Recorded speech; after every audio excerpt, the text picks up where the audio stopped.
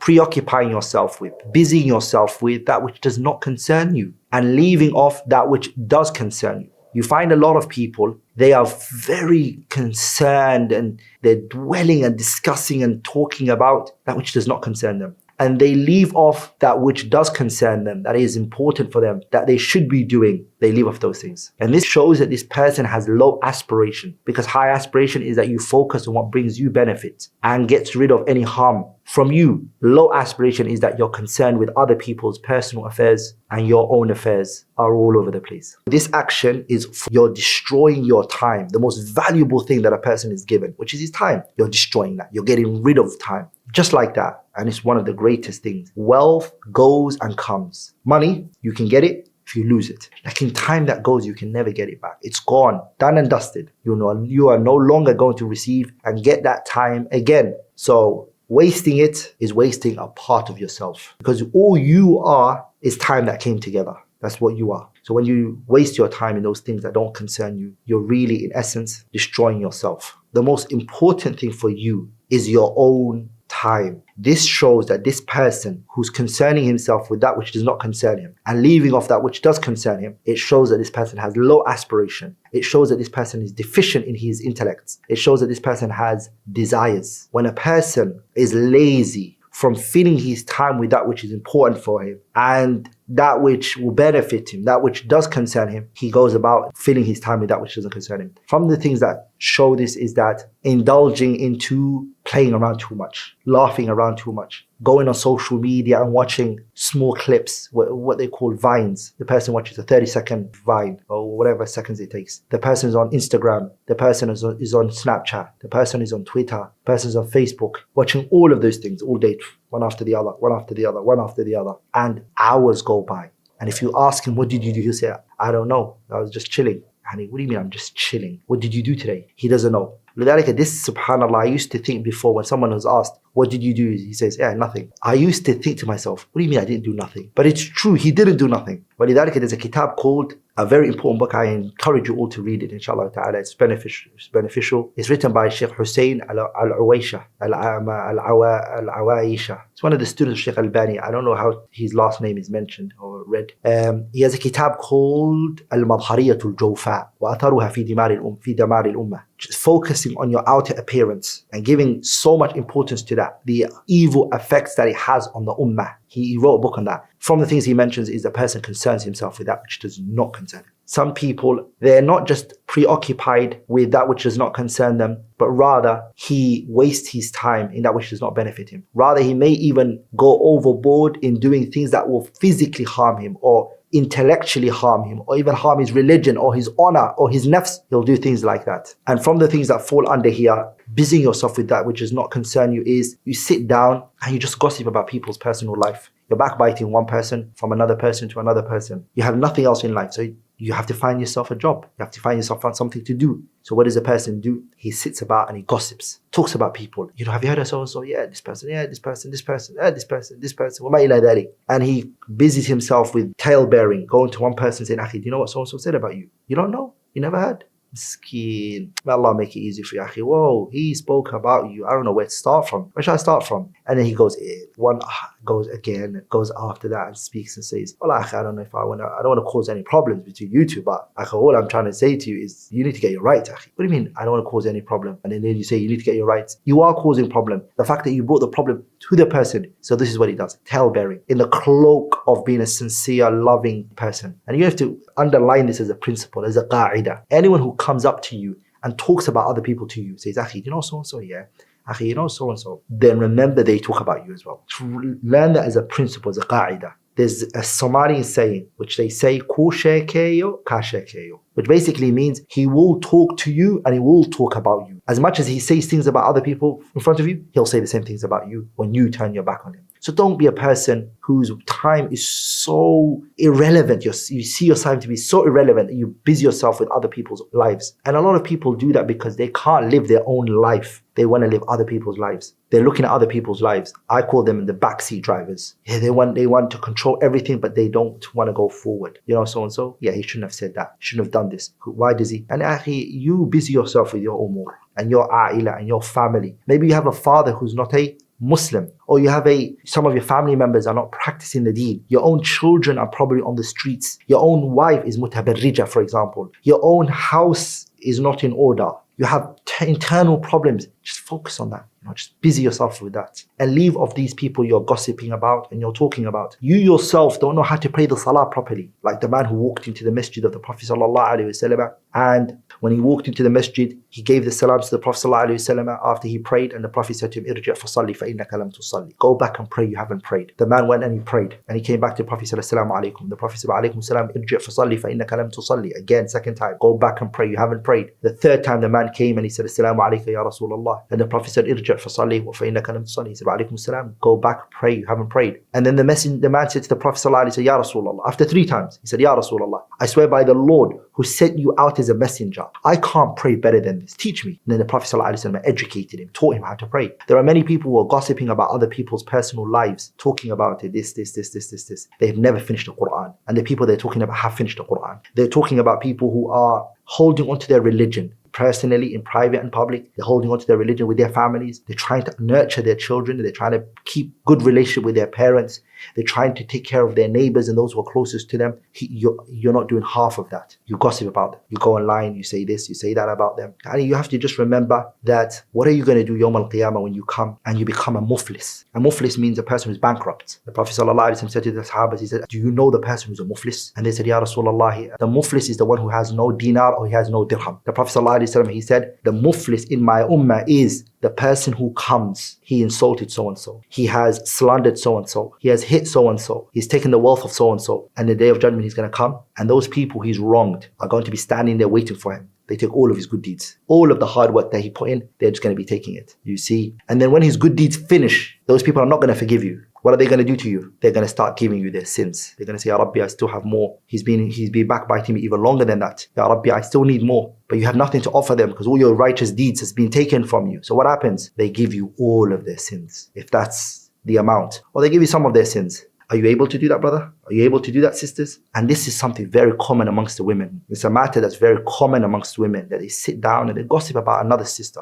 And I remember one time, a sister came into the masjid. She came to do a dars. She wants to benefit. She wants to learn the deen of Allah. But she has a history. She has a past. Things that she's done in the past. But she's repented. And a person who repents in Islam, what does the Deen believe regarding a person who repents? The one who repents has never done that sin in Islam. The one who repents is like he's never done that sin before. You can't hold the person account for the past if he says to you, "I repented." And the people have to understand this, brothers. If a person says to you, "I did that in the past," that is the past. I'm from the progeny of Adam. Ana ibn Adam. I am khata, I'm a sinner, I do sins, and I repented. You then come and you say, "Look, sister, didn't you say this and this and this?" But she says to you, or the brother says to you, "I repented." Holding a person account for something they repented from, wallahi, shows how evil you are as a person. If the person repented from that mistake, Allah is saying to you, the messenger is saying to you, that that person's sin is forgiven, cleared off the record. You have no right to bring that up again. You're not allowed to bring it. Even in the Quran, when Allah Ta'ala talks about the man speaking to his wife, when there's a conflict between the two of them, and she's in the wrong, for example, and the husband speaks to the wife and tells her, "Fear Allah subhanahu wa ta'ala." The wife then, she repents from her mistake. She says, "You know what? I realized I was wrong. I wronged you, honey. I wasn't meant to say this to you. I wasn't meant to." She asks her husband for forgiveness. And she says, I've come back to my senses, and I should have never done this, and I should have never said this, and I should have never acted in this way." You see? Allah subhanahu wa ta'ala, He says in the Quran that the man should never come, the husband should never come and bring back the past to that woman and say, "Hey, listen." Every time he feels the need to flex his energy or strength, he reminds her of that moment. He says, "You know what? As an anchor, you know the person who said this." That's why Allah says in the ayah, فَإِنْ أَطَعْنَكُمْ فَلَا تَبْغُوا عَلَيْهِنَّ سَبِيلًا. مَا مَعْنَى فَلَا تَبْغُوا عَلَيْهِنَّ سَبِيلًا? If they obey you, فَلَا تَبْغُوا عَلَيْهِنَّ سَبِيلًا. Don't use this issue of the past against them. And that tends to happen from so many people. So the sister, she came to the masjid, she wanted to practice the deen. She had a past, she repented. No one, كَائِنًا مَنْ كَانَ, has any rights to bring that past back. We're happy. We want Jannah for everybody. Is that not the case? This person repented. We're so happy. We're joyful that a Muslim today walked into the masjid, is taking the deen serious. We should be so happy and over the moon. So the sister comes in and she sits down and she comes. We have ill, sick-minded individuals in the community, and it's always something you'll see. They started to gossip about her. They started to mention things about her. They started to, all around her, they're talking, but they're never coming to her. They will talk about her gossip, this, that. They're even passing on some of the past things that she did in her past. They're passing on in groups, WhatsApp groups. The sister just can't keep up with it anymore. So she leaves off. And the place where she should have felt home, she should have been welcomed, she should have been shown, alhamdulillah, we're happy you're with us. Those people, what are they going to say to Allah Yawm al-Qiyamah when they stand in front of Him? When they've spread ghiba and namima and ifsad. Another example, and I'm mentioning these things, the situation calls for it. Another example is a wife and her husband. For example, they have a conflict and the husband has committed a sin in the past, for example. And the sin, for example, gets exposed to this community. The husband repents. The wife acknowledges that her husband repented. She acknowledges it. The wife and the husband, they sort out their problem. The sin is now rectified by repentance. And alhamdulillah, everything is reassured. The husband repented. He mentioned that this is not going to happen from him again. And guess what? The community are bringing it up. Who are they truly going to hurt? They're going to hurt the wife. Because her husband, his sins and his shortcomings, you're destroying a family. They have kids for each other, gossiping about this issue. They've repented. The man has repented from that sin. He's with his wife now. He's left that sin. He's left that wrongdoings. It reminds me of the hadith of the woman who came to the Prophet ﷺ and she repented and she committed zina before that. And she had a child from the wedlock at the time of the Prophet ﷺ. And this woman, when she committed the zina and the Prophet ﷺ prayed on her, the janazah, Umar radiallahu anhu, he said, Ya Rasulullah, tusalli alayha wa qad zanat. Are you going to pray on this woman and she committed zina? And this woman, she mentioned that she committed zina. It's not that. Umar is just saying that. She acknowledged that. She came to the Prophet and said, Ya Rasulullah, I committed zina. This woman, the Prophet is praying janazah on her. He wants to pray janazah on her. Umar said, Atusalli alayha wa qad zanat. Are you going to pray salah on this woman and she's committed zina? The messenger then said to Umar, this woman repented. Tawbah, a repentance. This woman repented a repentance that if that repentance was dispersed and divided among 70 people of Medina, she would overcome it. Ponder here and contemplate. 70 people of Medina, if the repentance of this woman was divided amongst them, she would overcome it. How she repented, the type of repentance that she came with. So many people today don't understand that concept. Sometimes, some people in their lives, it's the sin that they do that brings them close to Allah subhanahu wa ta'ala. A sin that they did became a turning point. They repented a repentance that turned them around in their life, that brought them closer to Allah subhanahu wa ta'ala. Is it fair then you keep bringing it up? The true sinner would not be that person who repented. The sinner would be the one who is still mentioning it and talking about it. Fattaqullah ya ibadallah. Fear Allah in what you say about others and the way you speak about others and the people's honor that you talk about. Wallahi, it's not going to be dinar and dirham in the day of judgment. It's not going to be penny and pound that's going to be taken from you Yawm al-Qiyamah. It's going to be Yawm al-Qiyamah. It's going to be hasanat. People are going to take your righteous deeds. People are going to say, Ya Rabbi, he backbited me. He spoke about me. I want my deeds. He spoke about me. I want my deeds. There are times in the religion that Nawawi mentioned 6 times when backbiting is permissible. Anything other than those 6 times in the Sharia, you're not allowed to backbite someone. And you're not allowed to speak about people. If you have high aspiration, your life is not about other people's lives. Your life is about yours. You live your life. You're going to be questioned in your grave, not about Alan and Fulan. You're going to be questioned about you and what your position in the religion is. Ma rabbuk, ma nabiyyuk, wa ma deenuk. You're going to be asked about yourself. It shows you have low aspiration. Busying yourself with so-and-so said this and so-and-so said this. Some people, they are masters. They know everything that's happening in the community. Asking too many unnecessary questions. Why are you asking a person about their life? Why are you so concerned about other people's lives? Indulging and plunging into debates and argumentation. There's some people just everything is a debate. Ya akhi, just listen and take it. Why are you always arguing for? You were told it's haram, khalas. You haven't got the knowledge to understand the discussion that the scholars are having in this matter. Stop using khilaf as a way out. You don't understand the khilaf aslan. The evidence that this person brought to you, just take it and stick to that. Stop arguing. Stop arguing and debating is not for you. You are a person who hasn't got any understanding of the religion. You have no understanding. Just blind follow. Listen to what the imam is telling you. Listen to the shaykh, what he's telling you. Khalas, just take it and go home. Stop arguing with the shaykh. Stop debating with him. It was mentioned that Najd al-Haruri used to come to Abdullah ibn Abbas. Always debate with Ibn Abbas. Every time would come to Ibn Abbas and he'd say, Ibn Abbas, I want to debate with you. Or Ibn Abbas would say something and he would come and he would debate with him. And Ibn Abbas hated him. And he's one of the figureheads of the Khawarij. Scholars, they mention that if Najd al-Haruri was to leave off argumentation and debating and just listen to Ibn Abbas, he would have benefited a lot from it. One of the things that prevented him from benefiting from Ibn Abbas, he was excessively debated.